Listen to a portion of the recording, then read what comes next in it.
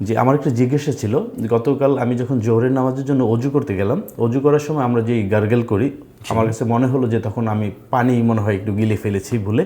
সেক্ষেত্রে আমার রোজার কি হবে? রোজাটা কি ভেঙে যাবে না থাকবে? জি, বুঝতে পেরেছি। আপনি রমজান মাসে রোজা অবস্থায় জোহরের নামাজে অজু করতে গিয়ে আপনার গলায় একটু পানি চলে যায়। আচ্ছা, এক্ষেত্রে আমি আপনার কাছ থেকে আরেকটা জিনিস জিজ্ঞাসা করতে চাই। আপনি যখন অজু করেন জোহরের নামাজের সময়, তখন কি আপনার রোজার কথা মনে ছিল? জি, আপনি রোজা আছেন এটা মনে ছিল? জি, আমার রোজার কথা মনে ছিল। এবং জি, আপনি যদি এরকম হয়ে থাকে যে আপনি রোজা আছেন মনে থাকা অবস্থায় কুলি করার সময় অনিচ্ছাকৃতভাবে আপনার পানি ঢুকে যায়, তাহলে কিন্তু আপনার রোজা ভেঙে যাবে। রোজার কথা মনে থাকা অবস্থায় কেউ যদি ইচ্ছাকৃত অথবা অনিচ্ছাকৃতভাবে কোনো কিছু গিলে ফেলে বা খেয়ে ফেলে, এর মধ্য দিয়ে কিন্তু তার রোজা ভেঙে যায়। যদি আপনার রোজার কথা মনে না থাকতো, যদি আপনি ভুলে কোনো কিছু খেতেন বা পান করতেন, তাহলে সেই খাবারের দ্বারা, সেই পানীয়ের মাধ্যমে আপনার রোজা ভাঙতো না।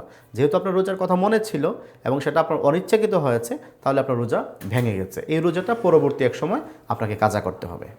জি, ধন্যবাদ আপনাকে অত্যন্ত জটিল একটা বিষয়ের অত্যন্ত সুন্দর এবং সহজ সমাধান উত্তর দেওয়ার জন্য। জি, আপনাকে ধন্যবাদ।